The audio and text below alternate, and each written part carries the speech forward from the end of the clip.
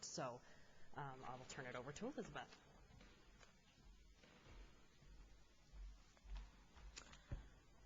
Good morning.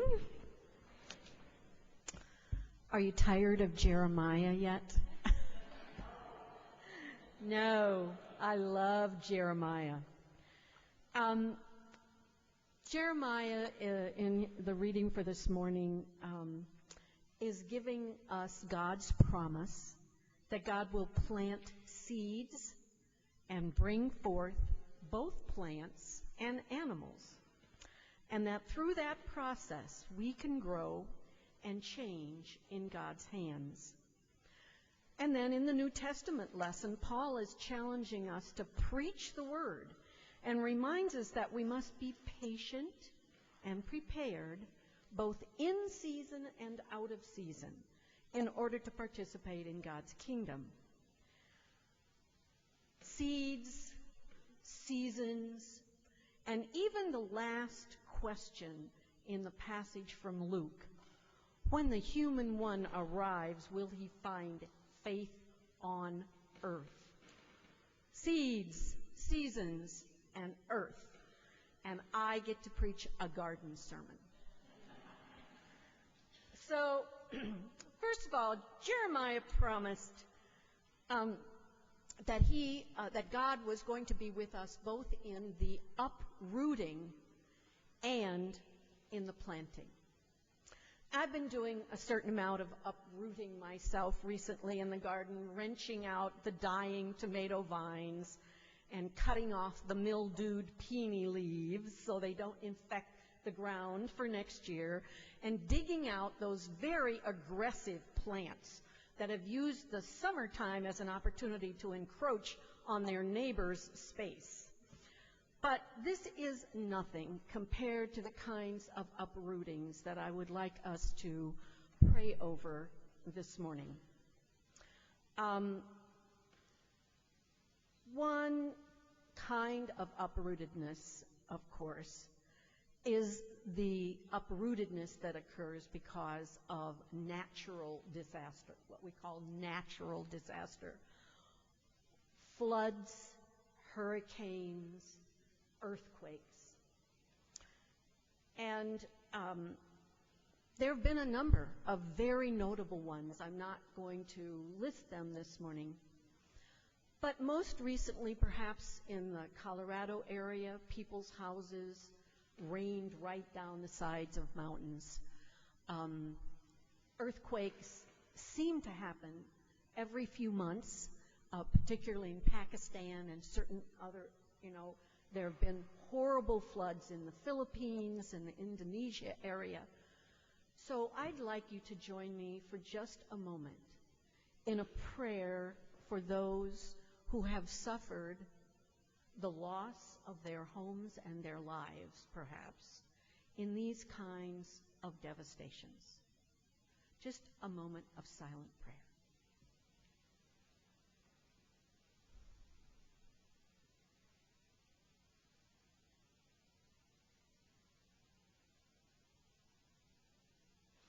Now, Jeremiah's focus, of course, was on a somewhat different kind of uprootedness.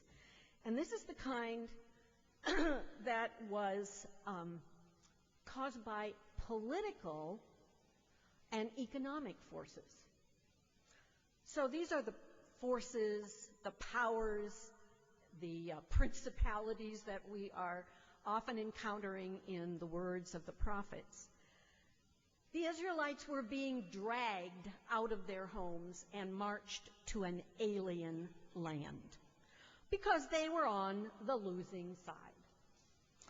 Now, we don't really have to look very far to find victims of the same forces. You may even live next door to one or be the descendant of someone who was uprooted from their native land because of economic or political forces.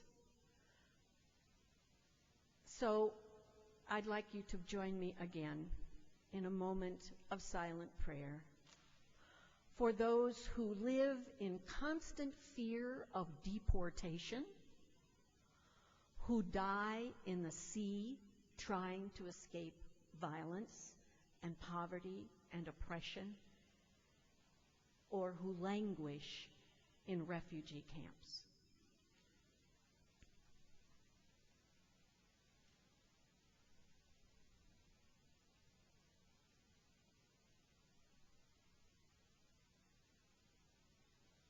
Okay, back to the garden. A few years ago,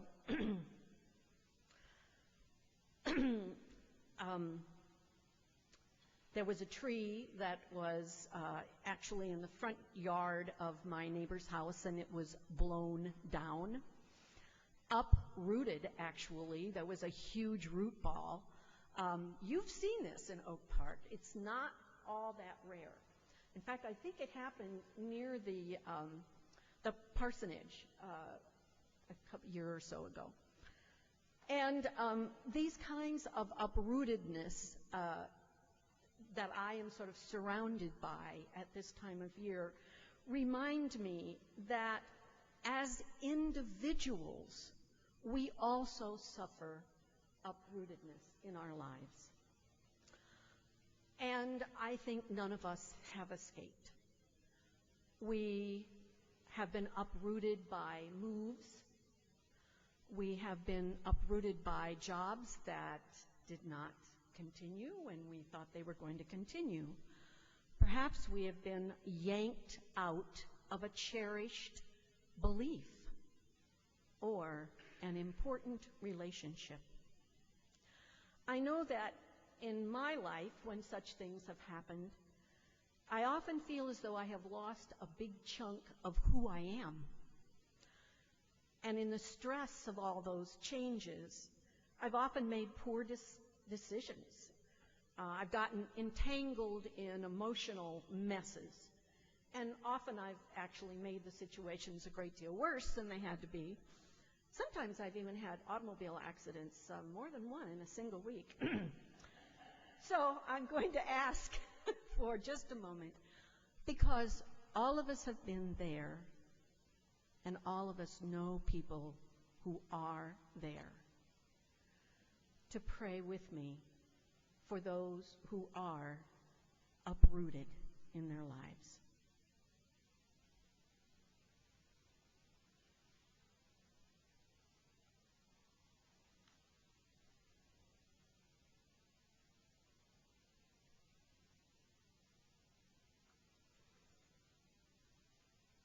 Amen.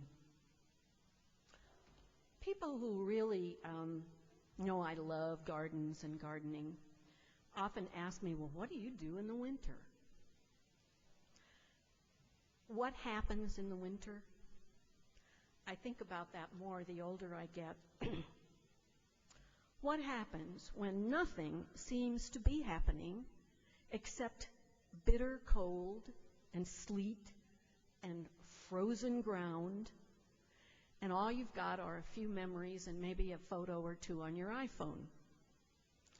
What happens when a diagnosis threatens to shut down life as you know it?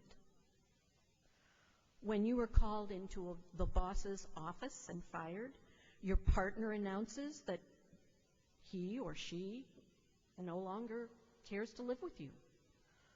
Your child dies of a heroin overdose. Your entire family is killed in a random explosion.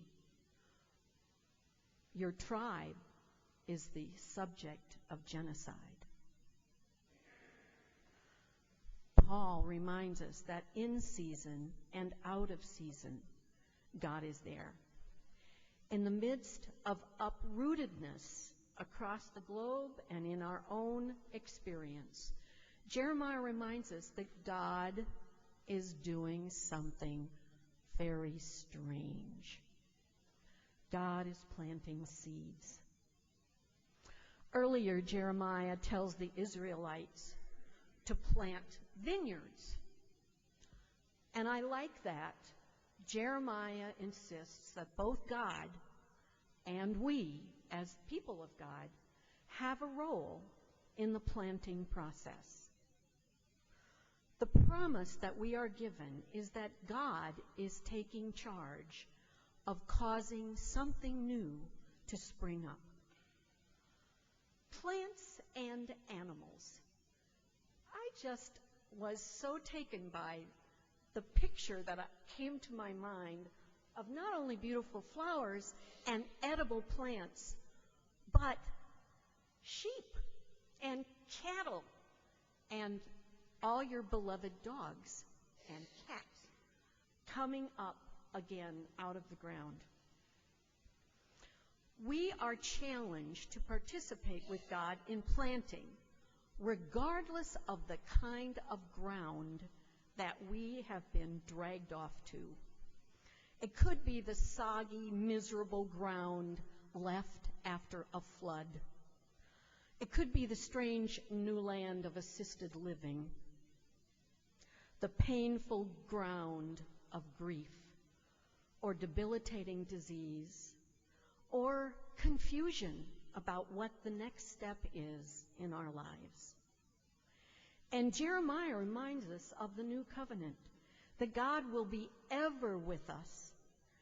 God is not confined to the limits of what we can see in our new alien environments or our devastated lives. The covenant is the soil in which hope is already planted, and it will grow, perhaps not on our time frame. After all, vineyards take decades before they produce grapes. Some seeds, as my sister Rosemary taught me, can lie in the ground for hundreds and even thousands of years, then being exposed to light and water can still sprout. But God does bring forth something new.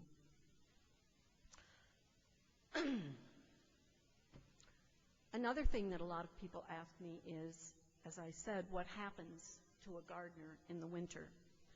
Well, I'm more interested in what God is doing in the winter.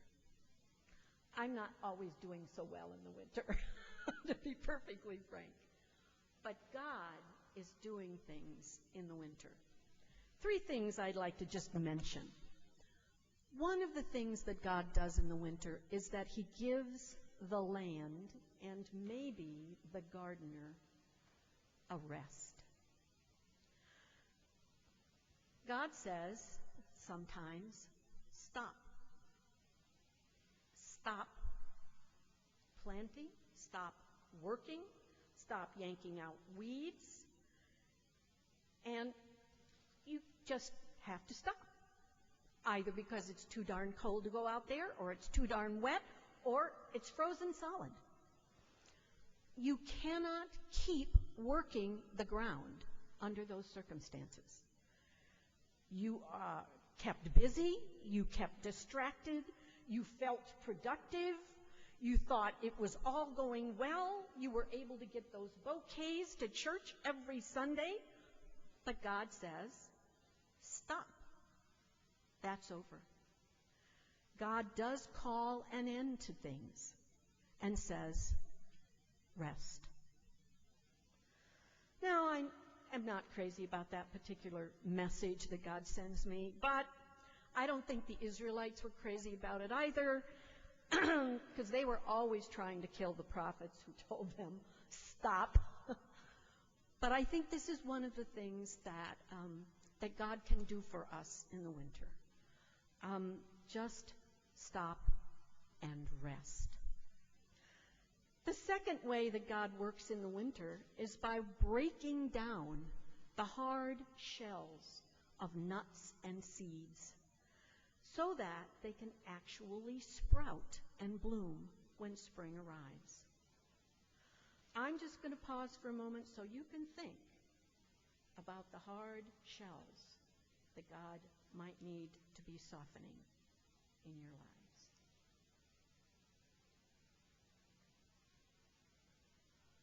Bulbs must be cold for a period of time before they can produce greenery and flowers.